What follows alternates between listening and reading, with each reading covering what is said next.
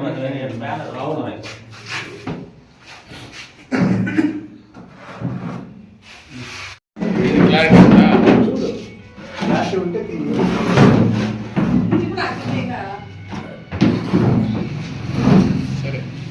Memory ఉంది కదా, gap ఉంది కదా. ఫోన్ లాక్ చేసేయండి కొంతసేపు.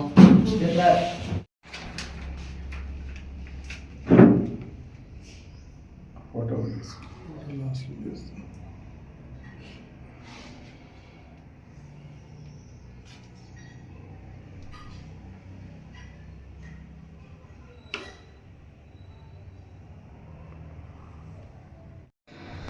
రాష్ట్రంలో మే 13న పార్లమెంటు, అసెంబ్లీ రెండు ఒకేసారి ఎన్నికలు రాష్ట్రంలో జరగబోతున్నాయి.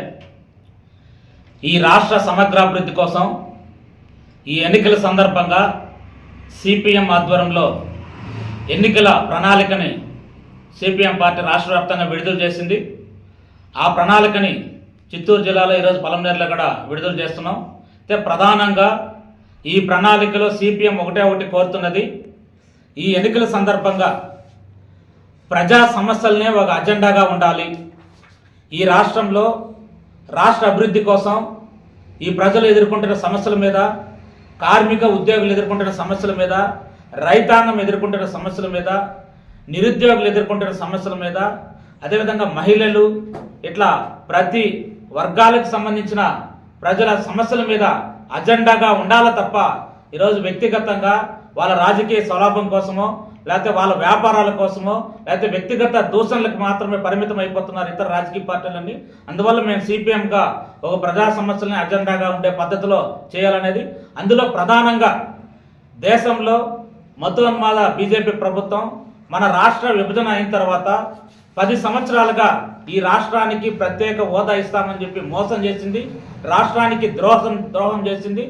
అలాంటి రాష్ట్ర ఆంధ్రప్రదేశ్ విభజన చట్టంలో మన ఆంధ్రప్రదేశ్కి రావాల్సిన పోలవరం ప్రాజెక్టు కానీ, లేకపోతే కడప ఉక్కు పరిశ్రమ కానీ, విశాఖ ఉక్కు పరిశ్రమ కానీ, ఇలాంటి ప్రజలకు సంబంధించినవే సమస్యలు ఉన్నాయి. అదేవిధంగా రాయలసీమ వెనుకబడిన జిల్లాలు, మన రాయలసీమ ప్రాంతం లాంటి వెనుకబడిన జిల్లాలకి ఒక్కొక్క జిల్లాకి సంవత్సరానికి 50 కోట్ల రూపాయలు ఇచ్చి అభివృద్ధి చేయాలని చెప్పి రాష్ట్ర విభజన చట్టంలో స్పష్టంగా హామీలు ఉన్నాయి. ఆ హామీలని ఈ 10 సంవత్సరాలు ఏ ఒక్క ప్రభుత్వం అమలు చేయలేదు. అందువల్ల రేపు రాబోయే ఎన్నికల్లో ఈ ప్రజా సమస్యల మీద ఒక ప్రజా అజెండాగా ఉండాలని చెప్పి మేము డిమాండ్ చేస్తున్నాం. అదేవిధంగా మన చిత్తూరు జిల్లాలో కూడా రాష్ట్ర విభజన చట్టంలో భాగంగా మన చిత్తూరు జిల్లాకు కూడా ఈ పలమనేరు ప్రాంతంలో కారిడార్ సమస్య ఒకటి పరిష్కారం గతంలో విభజన చట్టంలో పెట్టారు. ఆ కారిడార్ సమస్య పరిష్కారం చేస్తే వేలాది మందికి ఉద్యోగాలు ఇక్కడ వస్తాయి. అందువల్ల నిరుద్యోగ సమస్య కొద్దిగా పరిష్కారం అవుతుంది.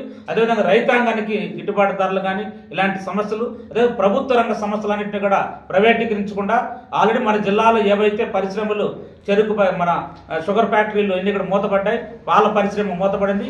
ఈ పరిశ్రమలన్నీ కూడా ప్రభుత్వమే నిర్వహించి ప్రారంభించాలని చెప్పి మేము సిపిఎంగా డిమాండ్ చేస్తున్నాం. అందువల్ల దేశాన్ని కాపాడుకోవడానికి ఏదైతే ఇండియా వేదికగా మేము పనిచేస్తున్నామో అదే పద్ధతి రాష్ట్రంలో కూడా ఈ రాష్ట్ర అభివృద్ధి కోసం, రాష్ట్ర ప్రజల సమస్యల పరిష్కారం కోసం ప్రత్యేక హోదా ప్రధానమైన సమస్యగా ఉంది.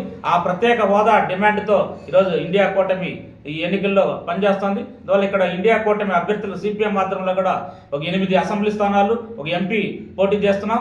అక్కడ ఆ స్థానాల్లో సిపిఎం అభ్యర్థులని సుత్తి కొడల నక్షత్రం గుర్తు మీద ఓట్లేసి గెలిపించాలని చెప్పి, మిగతా ప్రాంతాల్లో ఇండియా వేదికలో ఏవైతే ఉన్నారో సిపిఐ, అదేవిధంగా కాంగ్రెస్, ఆమ్ ఆద్మీ, ఆపు, ఈ పార్టీలన్నీ కూడా మొత్తం సిపిఎం అందరూ కూడా కలిపి ఇండియా వేదికలో ఉన్నారు. అందువల్ల చిత్తూరు జిల్లా లాంటి జిల్లాల్లో ఇండియా వేదిక అభ్యర్థులను గెలిపించాలని చెప్పి, దాంట్లో ప్రధానంగా మన పలమనేరు ప్రాంతంలో కూడా శివశంకర్ ఇండియా వేదిక అభ్యర్థి, కాంగ్రెస్ అభ్యర్థిగా పోటీ చేస్తున్నారు. అతన్ని గెలిపించాలని చెప్పి మేము సిపిఎం గా పిలుపునిస్తున్నాం, ప్రజలు పిలుపునిస్తున్నాం. దాని ప్రజలందరూ కూడా అదే పద్ధతి ఇండియాని కాపాడుకోవడానికి ఏదైతే మనం దేశంలో నిర్ణయం తీసుకున్నామో ఆ నిర్ణయాన్ని కట్టుబడి ఈ జిల్లాలో కూడా ఇండియా వేదిక అభ్యర్థులను బలపరచాలని చెప్పి సిపిఎం ఈ ప్రజా సమస్యల మీద అజెండాగా ఏదైతే మార్చిందో దాన్ని బలపరచాలని చెప్పి మేము ప్రజలకి పిలుపునిస్తున్నాం. ఆంధ్రప్రదేశ్లో సిపిఎం పార్టీ ఎన్నికల మేనిఫెస్టోను మా సెక్రటరీ గారు ఇక్కడ విడుదల చేశారు. ముఖ్యంగా పలమనేరు ప్రాంతంలో ఉన్నటువంటి అనేక సమస్యల్ని ఈ ఎన్నికల మేనిఫెస్టోలో మేము ఇతర అభ్యర్థులను కూడా దీంట్లో గుర్తించమని చెప్పేసి కోరుతా ఉన్నాము. అంతేకాకుండా ఈ రాష్ట్రంలో దేశంలో పరిపాలన చేస్తున్నటువంటి కేంద్రంలో బీజేపీ కానీ ఈ రాష్ట్రంలో వైసీపీ కానీ ఈ కాలంలో ప్రజా వ్యతిరేకంగా చాలా కార్యక్రమాలు చేశాయి. అందులో కొన్ని చట్టాలు కూడా మార్పు చేశారు. గిరిజన హక్కుల చట్టాన్ని మార్పు చేశారు. దానికి మార్పు చేసి ఆ యొక్క చట్టాన్ని పూర్తిగా నిర్వీర్యం చేసే కార్యక్రమము కేంద్రంలో బీజేపీ ప్రభుత్వం నరేంద్ర మోడీ చేశారు. అదేవిధంగా రాష్ట్రంలో అసైన్ చట్టాన్ని మార్పు చేసి ఇప్పుడు ఆ చట్టానికి సవరణలు చేసి పేదవాడికి భూమి లేకుండా చేసే పద్ధతిలో ఆ యొక్క చట్టాన్ని మార్పు చేశారు.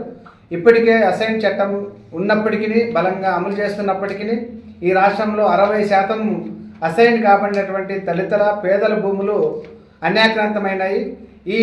ఇప్పుడు జగన్మోహన్ రెడ్డి గారు చేసిన ఈ చట్టం వల్ల అన్యాక్రాంతమైనటువంటి భూములన్నింటినీ ఎవరైతే స్వాధీనం చేసుకొని బలవంతంగా లాక్కొని పాతిక ఇచ్చి కొనుక్కున్నటువంటి భూములన్నింటినీ కొనుక్కున్న వాళ్ళకి ఆక్రమించుకొని సాగు చేసుకుంటున్న వాళ్ళకి రెగ్యులరైజ్ చేసే కార్యక్రమంగా ఈ యొక్క చట్టాన్ని తీసుకురావడం జరిగింది.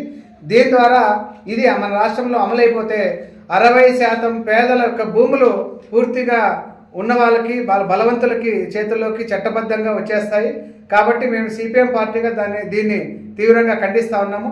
అదేవిధంగా కేంద్ర ప్రభుత్వం తీసుకొచ్చినటువంటి గిరిజన హక్కుల చట్టాన్ని సవరణను కూడా మేము తీవ్రంగా ఖండిస్తూ ఉన్నాము.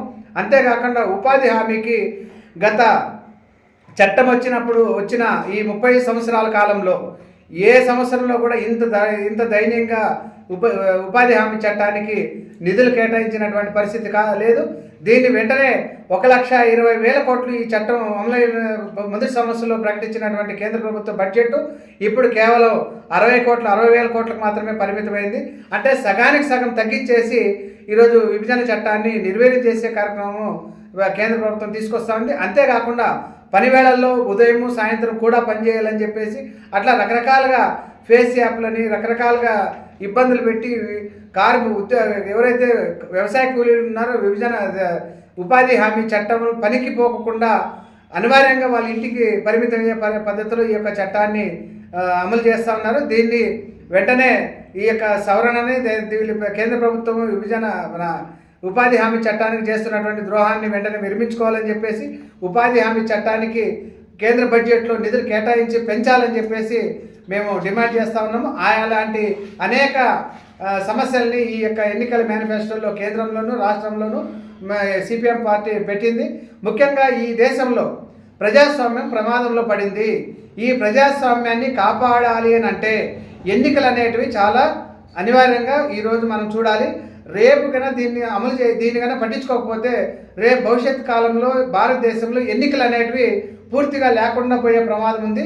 తద్వారా ప్రజాస్వామ్యం పూర్తిగా నిర్వీర్యమైపోయి భారతదేశంలో ప్రజాస్వామ్యమే లేకుండా పోయే ప్రమాదం ఉంది. దీన్ని ప్రజలందరూ గమనించాలా. ప్రజాస్వామ్యాన్ని కాపాడాలనంటే ఖచ్చితంగా ఇండియా కూటమి అభ్యర్థుల్ని మీరు ఈ దేశంలో ఉన్నటువంటి ప్రజానికమంతా పోలింగ్ కేంద్రానికి వచ్చి ఓటేసి మీ యొక్క అభిప్రాయాన్ని ప్రజాస్వామ్యాన్ని కాపాడడం కోసం మా యొక్క ఓటు ఉందని చెప్పేసి బలంగా చెప్పాల్సినటువంటి అవసరం ఉంది. తద్వారా మీరు ఈ మన దేశంలో ఉన్నటువంటి ప్రజాస్వామ్యాన్ని అదేవిధంగా మన భారత రాజ్యాంగాన్ని రెండింటిని మనం కాపాడుకోవడానికి మనం ఈ ఎన్నికల్ని ప్రధాన భూమికగా మనం చూడాలని చెప్పేసి మేము ప్రజలకి విజ్ఞప్తి చేస్తాము. ఈ యొక్క ఎన్నికల్లో మతాలు కులాలకు అడ్డు పెట్టుకొని విభజన చేసి తద్వారా లబ్ధి పొందాలని చెప్పేసి బీజేపీ చూస్తూ ఉంది. అదేవిధంగా ఆంధ్ర రాష్ట్రంలో హత్యా రాజకీయాలు చేసి ఇక్కడ కూడా భయభ్రాంతులు గురి చేసి ఎన్నికల్లో లబ్ధి పొందాలని చెప్పేసి వైసీపీ ప్రభుత్వం ప్రయత్నం చేస్తూ ఉంది. ఈ రెండింటిని గమనించాలి. ఈ రెండింటికి భిన్నంగా శాంతియుతంగా ఈ రాష్ట్రం అభివృద్ధికి ఈ దేశం అభివృద్ధికి ఉపయోగపడే అభ్యర్థుల్ని ఓటేసి గెలిపించాలని చెప్పేసి మేము ప్రజానికానికి సిపిఎం పార్టీగా విజ్ఞప్తి చేస్తూ ఉన్నాం.